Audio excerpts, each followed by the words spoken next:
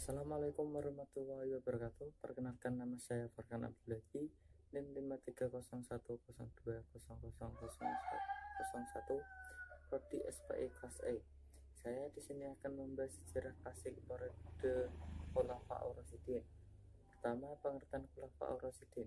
Al-Khulafaur Rasyidin bermakna pengganti-pengganti Rasul yang cendekiawan. Sedangkan khalifah secara khusus maksudnya adalah pengganti Nabi Muhammad SAW sebagai imam umatnya, dan secara kondisional juga menggantikan sebagai penguasa sebuah identitas kedaulatan Islam atau negara. Adapun pengertian lain dari Khulafaur Rasyidin adalah para pemimpin pengganti Rasulullah dalam mengatur kehidupan umat manusia yang adil, bijaksana, cerdik, selalu melaksanakan tugas dengan benar, dan selalu mendapatkan petunjuk dari Allah. Dalam bahasa Indonesia, khalifah disebut kepemimpinan. Khilafah Islamiyah berarti kepemimpinan Islam atau sistem kepemimpinan Islam. Dalam perspektif umat Islam, merupakan sesuatu yang harus ditaati dan bersifat pasti sebagai bentuk pemerintahan tertinggi. Khalifah maupun khilafah diambil dari kata bahasa Arab, yaitu khalif, sinonim kata badil, berarti pengganti. Istilah tersebut dapat dirujukan kepada al-khalifah ba'da an-nabi, yaitu pengganti sesudah Nabi Muhammad SAW. Secara terminologis, khalifah adalah jabatan keagamaan yang dipegang oleh imam a'zam atau penguasa tertinggi atau kepala negara dalam mengurus beberapa urusan dan menjelaskan syariat Allah. Kedua, tugas Khulafaur Rasyidin. Tugas Khulafaur Rasyidin adalah menggantikan kepemimpinan Rasulullah dalam mengatur kehidupan kaum muslimin. Jika tugas Rasulullah terdiri dari dua hal, yaitu tugas kenabian dan tugas kenegaraan, maka Khulafaur Rasyidin bertugas menggantikan kepemimpinan Rasulullah dalam masalah kenegaraan, yaitu sebagai kepala negara atau kepala pemerintahan dan pemimpin agama. Adapun tugas kerasulan tidak dapat digantikan oleh Khulafaur Rasyidin, karena Rasulullah adalah Nabi dan Rasul yang terakhir. Setelah beliau, tidak ada Nabi dan Rasul lagi. Tugas Khulafaur Rasyidin sebagai kepala negara mengatur kehidupan rakyatnya agar tercipta kehidupan yang damai, adil, makmur, aman, dan sentosa. Sedangkan sebagai pemimpin agama, Khulafaur Rasyidin bertugas mengatur hal-hal yang berhubungan dengan masalah keagamaan. Bila terjadi perselisihan pendapat, maka khalifah yang berhak mengambil keputusan. Meskipun demikian, Khulafaur Rasyidin dalam melaksanakan tugasnya selalu mengutamakan musyawarah bersama, sehingga setiap kebijakan yang diambil tidak bertentangan dengan kaum muslimin. Khulafaur Rasyidin merupakan pemimpin umat Islam dari kalangan sahabat para pasca Nabi wafat. Mereka merupakan pemimpin yang dipilih langsung oleh para sahabat melalui mekanisme demokratis. Siapa yang terpilih, maka sahabat lain memberikan baiat atau sumpah setia pada calon yang terpilih tersebut. Ada dua cara dalam pemilihan khalifah ini.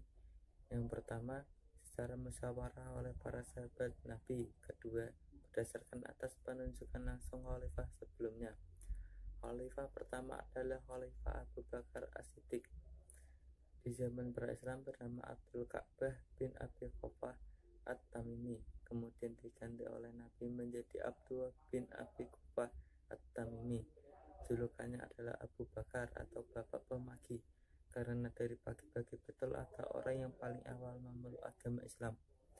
Gelarnya As-Siddiq diperolehnya karena ia dengan segera membenarkan Nabi dalam berbagai peristiwa, terutama Isra dan Mi'raj.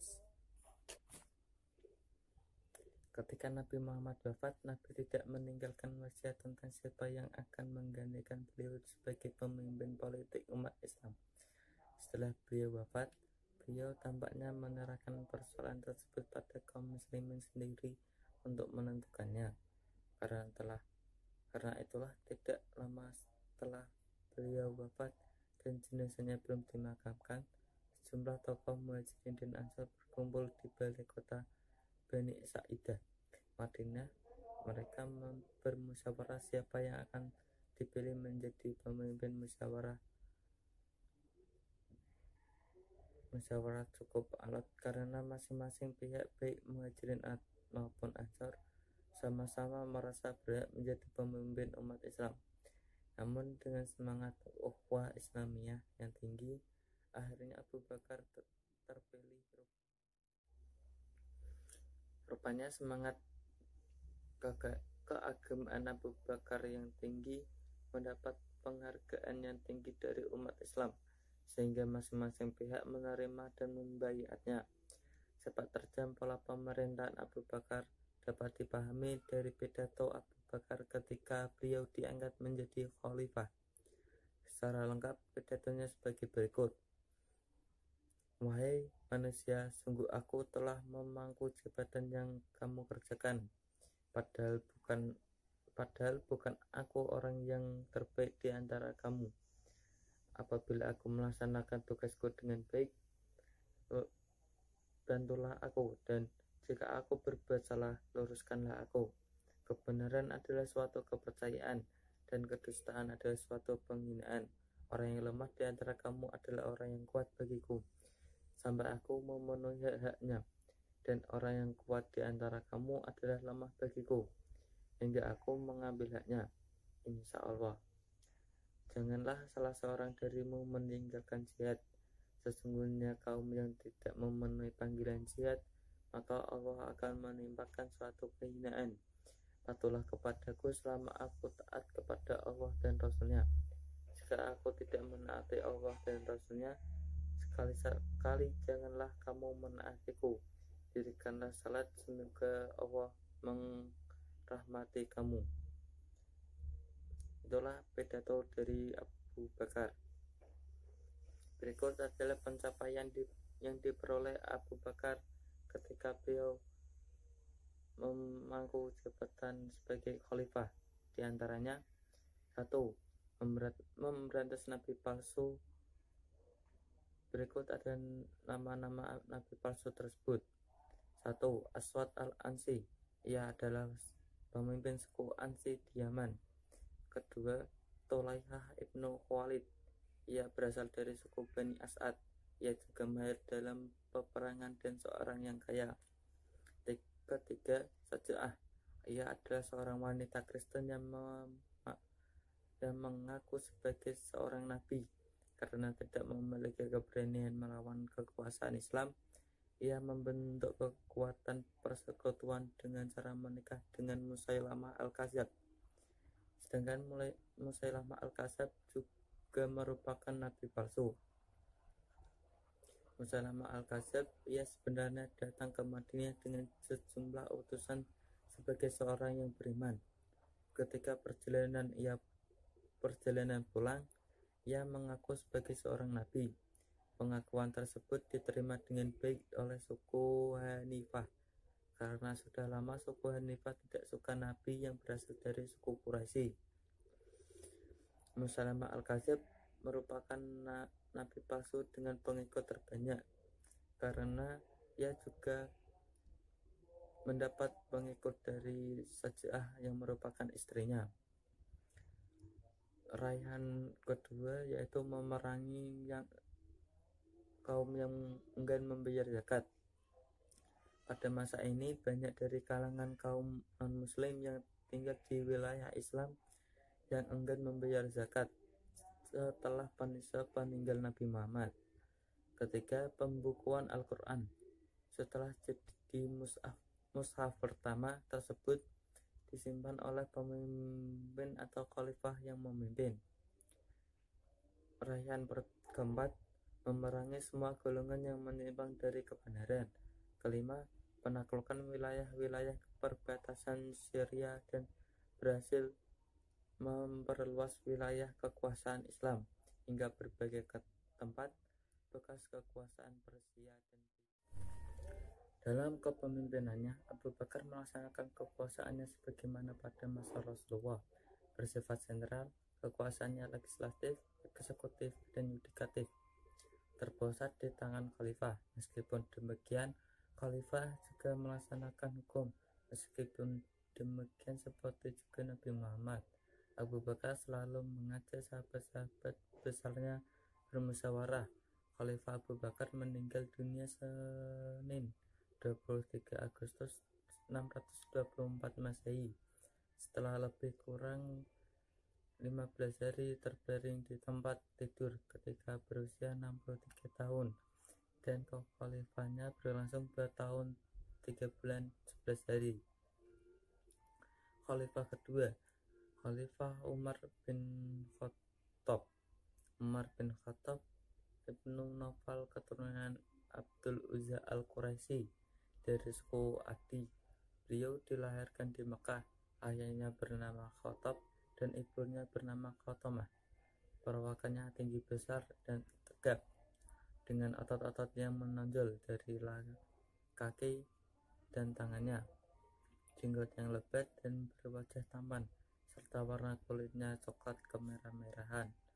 Dia seorang yang berbudi luhur, fasih dan adil serta pemberani. Beliau dibesarkan di dalam lingkungan Bani Adi, salah satu kaum dari Quraisy. Beliau ikut memelihara ternak ayahnya dan berdagang hingga ke Syria. Dia juga dipercaya oleh suku bangsanya Quraisy untuk berunding dan jadi wakil bila ada persoalan dengan suku-suku lain. Umar masuk Islam pada tahun kelima setelah kenabian dan menjadi salah satu sahabat Nabi. Beliau berkorban untuk melindungi Nabi dan agama Islam, dan ikut berperang dalam peperangan yang besar bersama Rasulullah SAW, serta dijadikan tempat terujukan oleh Nabi mengenai hal-hal yang penting.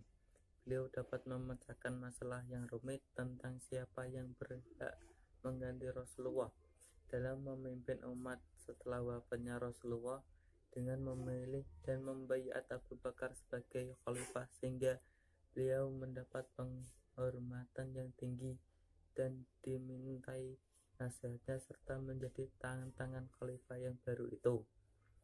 Sebelum meninggal dunia, Abu Bakar telah menunjuk Umar bin Khattab menjadi penerusnya.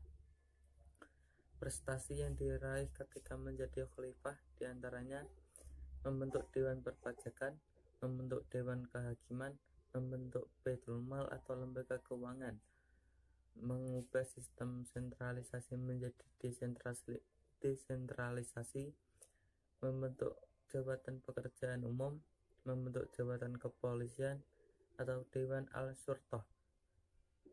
Yang terakhir, membentuk mata uang sendiri. Umar dikenal seorang yang pandai dalam menciptakan peraturan, karena tidak hanya memperbaiki, bahkan mengkaji ulang terhadap kebijakan yang telah ada. Khalifah Umar juga telah menerapkan prinsip demokratis dalam kekuasaan, yaitu dengan menjamin hak yang sama bagi setiap warga negara. Khalifah Umar terkenal seorang yang sederhana, bahkan ia membiarkan tanah dari negara jajahan untuk dikelola oleh pemiliknya, bahkan melarang kaum muslimin memilikinya, sedangkan para prajurit menerima tunjangan dari Baitul Mal, yaitu yang dihasilkan dari pajak.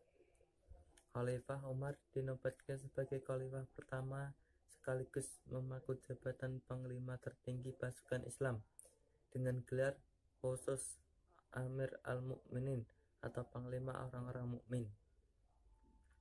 Pada masa Umar bin Khattab, kondisi politik dalam keadaan stabil. Usaha perluasan wilayah Islam memperoleh hasil yang gemilang. Wilayah Islam pada masa Umar bin Khattab meliputi semenanjung Arabia, Palestina, Syria, Irak, Persia, dan Mesir. Khalifah Umar bin Khattab memerintah selama 10 tahun lebih 6 bulan 4 hari. Kematiannya sangat tragis.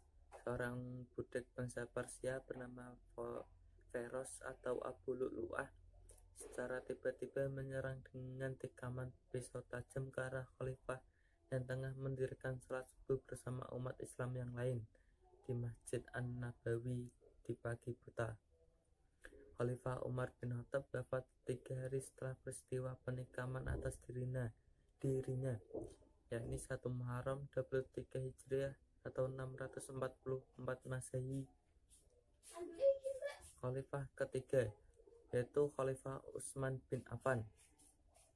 Nama lengkapnya Utsman bin Affan bin Abdul As bin Umayyah dari pihak Quraisy. Ia memeluk Islam lantaran ajakan Abu Bakar dan menjadi salah seorang sahabat dekat Nabi. Melalui persaingan ketat dengan Ali, tim formatur yang dibentuk oleh Umar bin Khattab akhirnya memberi mandat kekhalifahan kepada Utsman bin Affan. Masa pemerintahannya adalah yang terpanjang dari semua khalifah di zaman Al-Khulafa Ar-Rasyidin itu, yaitu 12 tahun. Tetapi sejarah mencatat tidak seluruh masa kekuasaan menjadi saat yang baik dan sukses bagi beliau. Para catatan sejarah membagi masa pemerintahan Utsman bin Affan menjadi 2 periode. 6 tahun pertama merupakan masa pemerintahan yang baik dan 6 tahun terakhir adalah merupakan masa pemerintahan yang buruk. Salah satu faktor yang menyebabkan banyak rakyat kecewa terhadap kepemimpinan Utsman ialah kebijaksanaannya mengangkat keluarganya dalam kedudukan tinggi. Yang terpenting diantaranya adalah Marwan bin Hakam. Dia pada dasarnya menjalankan pemerintahan, sedangkan Utsman hanya menyandang gelar khalifah. Meskipun demikian, tidak berarti bahwa pada masanya tidak ada kegiatan-kegiatan yang penting. Adapun prestasi yang diraihnya diantaranya 1. Membangun bendungan dan mengatur pembagian air ke kota-kota. 2. Membangun jalan-jalan dan jembatan. 3. Memperluas masjid di Madinah. 4. Membentuk angkatan laut. 5. Kodifikasi Al-Quran menjadi 5 mushaf yang disebarkan ke 5 wilayah Islam, yaitu ke Madinah, Suriah, Basrah, Kufah, dan Makkah. Ini juga memiliki manfaat lain, yaitu 1. Menyatukan kaum muslimin pada satu macam mushaf yang seragam ejaan dan tulisannya. 2. Menyatukan bacaan kendati pun masih ada perbedaannya, namun harus tidak berlawanan dengan ejaan mushaf Utsmani. 3. Menyatukan tertib susunan surat-surat menurut tertib urut yang kelihatan pada mushaf sekarang ini. Dalam beberapa kasus, khalifah mengambil kebijakan yang kurang populer, misalnya mengangkat para pejabat negara seperti gubernur dari keluarganya sendiri. Khalifah Utsman mengangkat Marwan bin Al-Hakam sebagai sekretaris negara, Al-Walid bin Uqbah sebagai gubernur Kufah, menggantikan posisi saat Al-Walid bin Uqbah adalah saudaranya yang suka mabuk-mabukan. Selain itu, ia juga menempatkan sepupunya Abdullah bin Sa'ad sebagai gubernur Mesir, menggantikan posisi Amr bin Al-As. Kebijakan ini menuai protes keras dari masyarakat Kufah dan Mesir, serta para pendukung Amr bin As. Pada masa pemerintahan Khalifah Umar, tanah rampasan perang menjadi milik negara, tetapi pada masa Khalifah Utsman, tanah tersebut dibagikan. Bahkan ia mengangkat juru hitung untuk mengurusi semua itu. Tetapi karena situasinya tidak memungkinkan, tengah terjadi krisis kepercayaan dan konflik, maka situasinya berbeda. Masyarakat menolak dan memprotes kebijakan tersebut.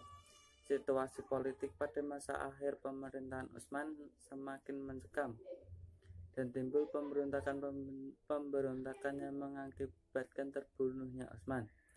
Utsman wafat sebagai syahid pada hari Jumat tanggal 1 Zulhijjah 35 Hijriah atau 655 Masehi, ketika para pemberontak berhasil memasuki rumahnya dan membunuh Utsman saat membaca Al-Quran.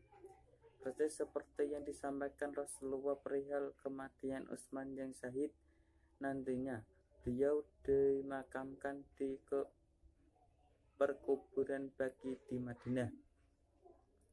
Khalifah keempat, Khalifah Ali Ali bin Abi Thalib. Ali adalah putra dari Abi Thalib bin Abdul Muthalib. Ia adalah sepupu Nabi Muhammad SAW yang telah ikut bersamanya sejak bahaya kelaparan mengancam kota Makkah.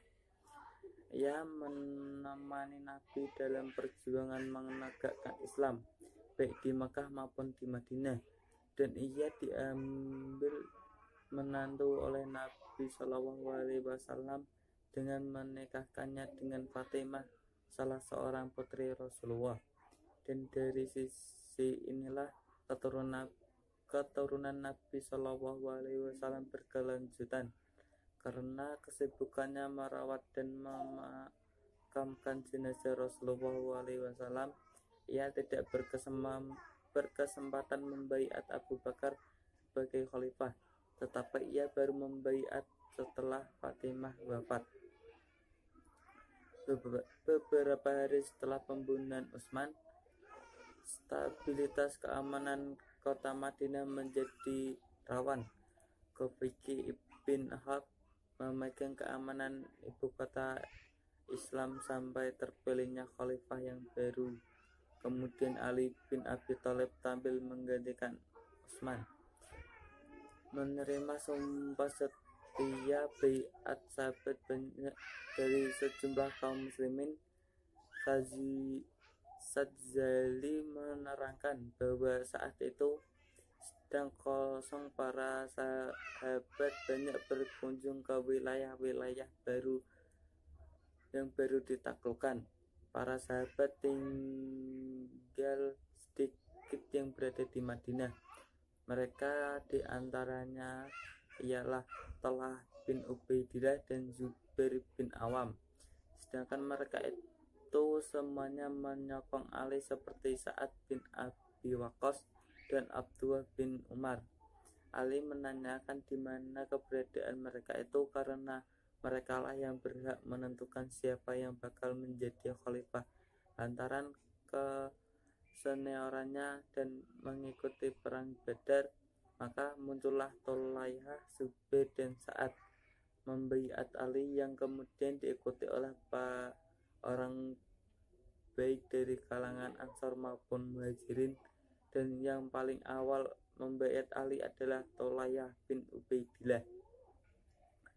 Pencapaian yang diraih Khalifah Ali diantaranya menarik kembali semua tanah dan hibah yang telah dibagikan oleh Utsman kepada kaum kerabatnya dalam kepemilikan negara.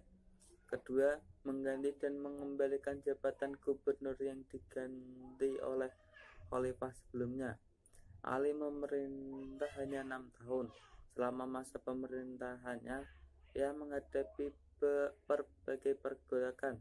Tidak ada sedikit pun masa dalam pemerintahannya yang dikatakan stabil. Persoalan pertama yang dihadapi Ali adalah pemberontakan yang dilakukan oleh Thulaihah, Zubair, dan Aisyah.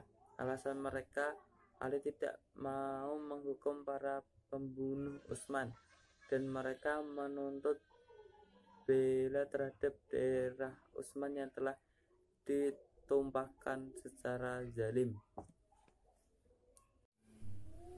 Bersamaan dengan itu, kebijakan Ali juga mengakibatkan timbulnya perlawanan dari gubernur di Damaskus, Muawiyah, yang didukung oleh sejumlah bekas pejabat tinggi yang merasa kehilangan kedudukan dan kejayaannya. Peristiwa yang terkenal dalam masa Ali adalah terjadinya perang antara kubu Ali dan kubu Muawiyah. Perang tersebut terjadi di daerah bernama Siffin, sehingga perang ini disebut sebagai Perang Siffin.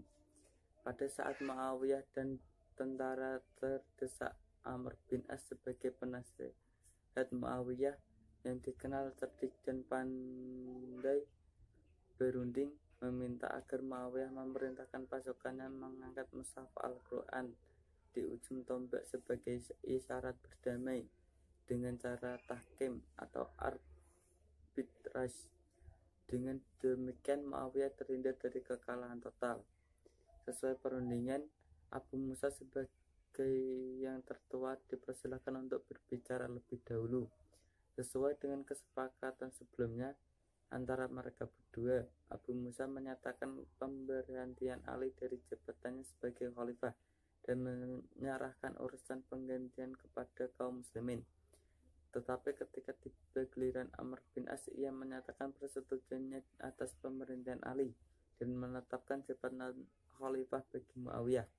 Ternyata Amr bin As menyalahi kesepakatan semula yang dibuat bersama Abu Musa. Sepak terjangnya dalam peristiwa ini merugikan pihak Muawiyah. Ali menolak keputusan tahkim tersebut dan tetap mempertahankan kedudukannya sebagai khalifah. Setelah terjadinya peristiwa tersebut, kelompok Ali terpecah menjadi dua bagian, dan kelompok yang keluar dari kelompok Ali dinamai sebagai kelompok Khawarij atau orang-orang yang keluar. Pada 24 Januari 661 Masehi, ketika Ali sedang dalam perjalanan menuju Masjid Kufah, ia terkena hantaman pedang beracun di dahinya. Pedang tersebut mengenai otaknya. Diayunkan oleh seorang pengikut kelompok Khawarij, Abdul Al-Rahman bin Muljam, yang ingin membalas dendam atas kematian keluarga seorang wanita temannya yang terbunuh di Nahrawan. Itulah yang dapat saya sampaikan dalam pembahasan kali ini. Saya mohon maaf untuk kesalahan dan kekurangan dalam video ini. Saya Farhan Abdulhadi, mahasiswa baru dari Prodi Sejarah Peradaban Islam kelas E, mohon undur diri. Wassalamualaikum warahmatullahi wabarakatuh.